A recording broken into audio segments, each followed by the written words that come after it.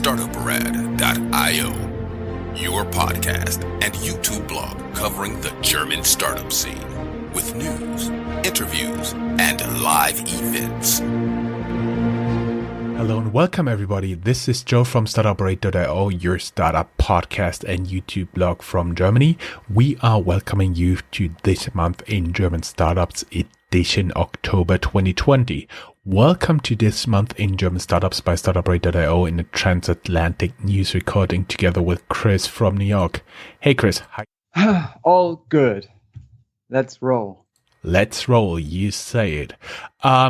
Today we're wrapping up October 2020 for you with a monster round in the making at N26, new information on the Wirecard insolvency and question about published information of Heidelberg-based insurance startup Getsafe. You can join us on the Entrepreneur Network DoDash. With €5 a month, you support our work or become a patron at Patreon. Find the links down here. Enabler. This recording was made possible by Hessen Trade and Invest. Learn more about our enabler in the link down here. And you can also find the links to subscribe to Tech Startups Germany by Startuprad.io, run in cooperation with Hessen Trade and Invest down here. Housekeeping, time to brag. Only thing we have to say right now, guys, stay safe. Yes, please. Great. Top news. Monster fundraising at N26 on the horizon. N26 Waste 2021 fundraising above $3.5 billion. Bloomberg reports. N26 is considering a fresh fundraising round next year, they write. People familiar with the matter said as the German mobile bank eyes a valuation of above $3.5 billion. The funding round could be the company's final one before it considers an initial public offering as early as 2022, one of the people said. Chris, you got some more top news for us? Yeah, I think that's really crazy news with N26. I mean, we've been talking about them quite often here on the podcast, and they are also, I mean, they are not immune to scandal, but yet they seem to be growing and growing all the time. It's crazy. Yeah. But I have some other news as well for you. So there is another huge deal on the horizon, this time with Uber and more traditional German companies, because Uber apparently offered more than 1 billion euros to buy Daimler and BMW's mobility service Free Now. That information we got out of Manager magazine. These two very traditional German car makers have held early stage talks about the deal. Daimler valued its half of Free Now at $720 million as of June. And Uber expressed interest in a potential acquisition of Free Now after the venture's efforts to attract additional investors struggled to gain traction amid the coronavirus pandemic. We also have another related report to that about the fact that BMW and Daimler apparently seem to be losing some of their patience with the Now group. Then we have Corona, which also obviously affects the German startup industry. There are some unicorns which are suffering from Corona, namely the travel startup Get Your Guide, which lets go of a sixth of its staff. Startup is a unicorn since its latest funding round in May 2019, in which the Berlin-based unicorn raised more than 650, or not in which only, but in total, the Berlin-based unicorn raised more than $650 million from 24 investors. But we also have unicorns which are profiting from Corona. For example, HelloFresh. People stay at home and cook themselves, it seems. So HelloFresh increases projected revenue for 2020 for the fourth time. And now the new revenue forecast is almost double of the 2019 revenue. The company now thinks that they will make between 3.5 and 3.7 billion euros this year. and from another one of those like tentpole / flagship startups in the German landscape, Auto One. We are hearing a bit more about their IPO. The founder of that Berlin-based unicorn, Hakan Koch, gives up his CEO post and shifts into supervisory board ahead of the much expected IPO. That is some information that we got from the German startup website Gründerszene. Yes, talking about Light Towers flagships, talk about a former flagship, Wirecard. We keep you updated. Here is just a small selection of the news of the ongoing Wirecard insolvency. The insolvency administrator of Wirecard announced the sale of a unit Wirecard Retail Services to Junzer, formerly known as Heidelberg. Other news, EY faces backlash over Wirecard whistleblower from payments. They write it came to light that EY editor alleged the global accounting firm was warned as far back as 2016 that senior managers at the German payments company may have committed fraud and one had tried to bribe an auditor. Other Wirecard news. According to German media reports, Wirecard's liquidator accuses former management of hiding money systematically before the insolvency. Literally, they said in German that the accounts have been stripped. According to Handelsblatt, the main suspect could be Jan Masalek, a former COO who's still fleeing from authorities. We have a very special blog post about him you can find down here in the links in the show notes. And IMS Capital was one of the investors of Wirecard who also had to file for insolvency as a consequence of Wirecard insolvency. Now IMS Investment, the online supermarket, GetNow has to file for insolvency as well, likely as a consequence of IMS's insolvency. No good news. Chris, you got something better with the ecosystem? Yeah, I think definitely we will be talking about Wirecard for like months, if not years to come. But going back to the ecosystem, I mean, as you may know, we like to give you an overview of where the German startup scene as a whole stands.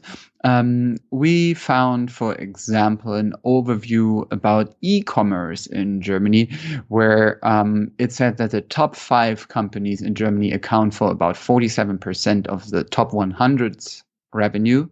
The big one here, apparently, or obviously, Amazon, which was at 10.5 billion euros. But then if you ask me, the follow-ups are actually quite close, because Otto in Germany, it's a very like traditional department store like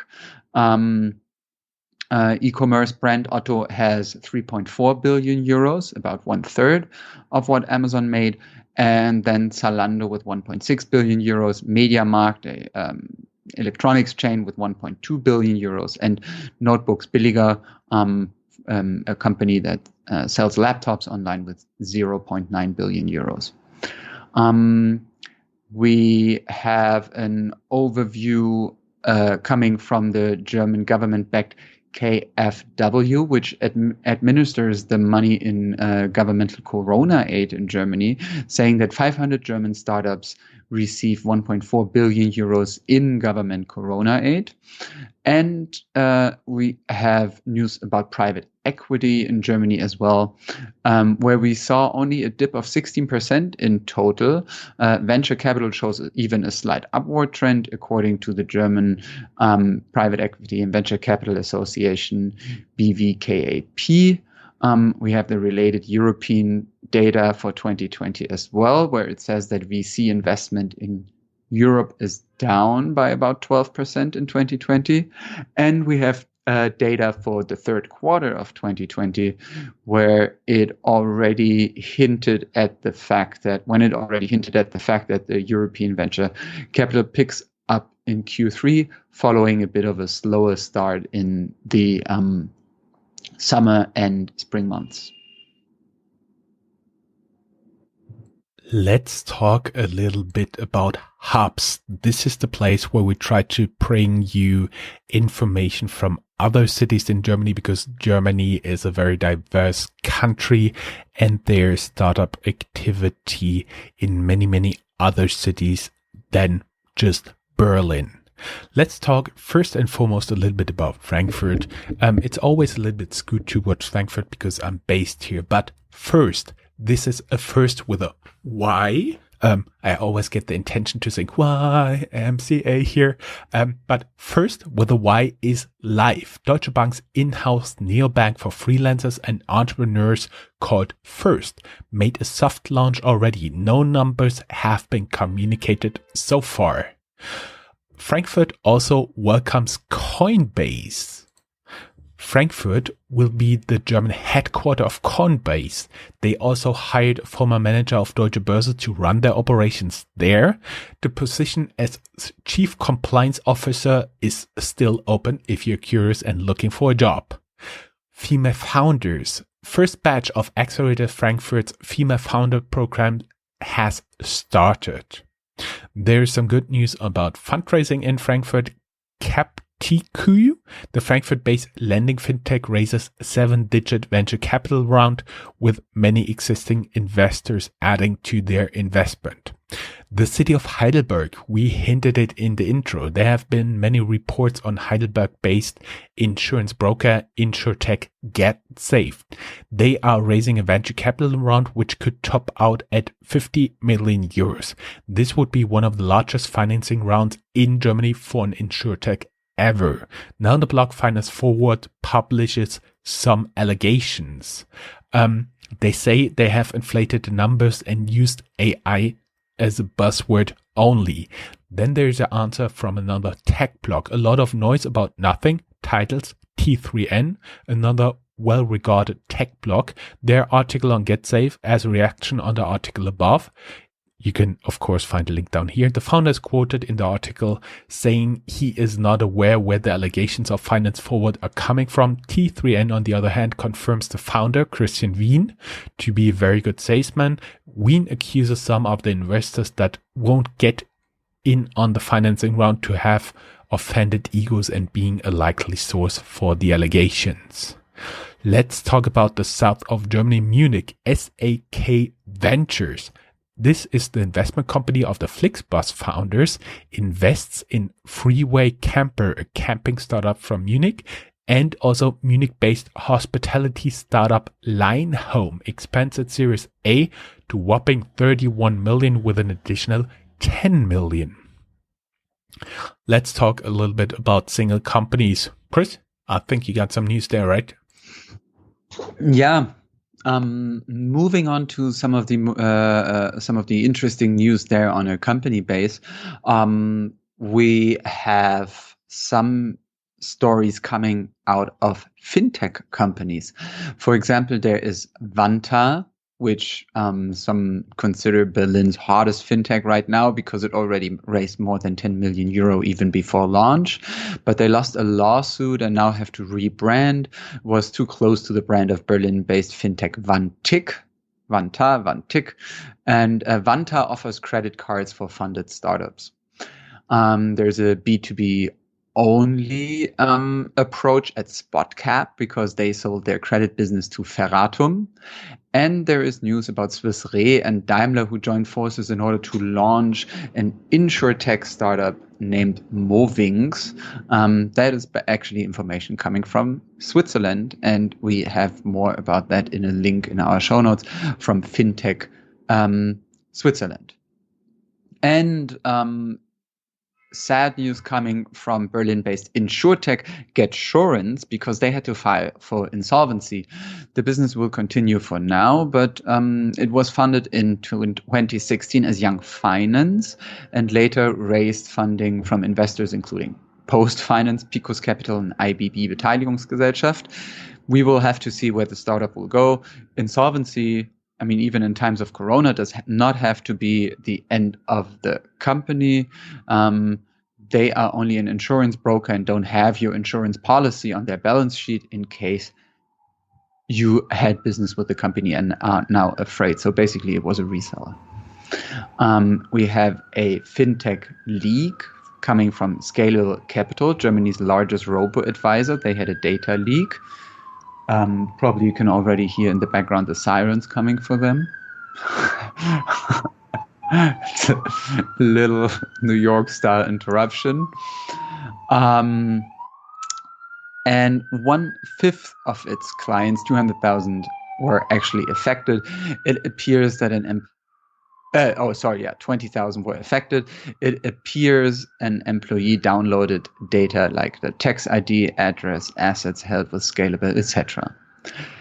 And Trade Republic published some numbers and an outlook. It's a Berlin-based fintech which published results and generated in the 9 months until September 2019, 725,000 euro in commissions, as well as 228,000 euros in other revenue.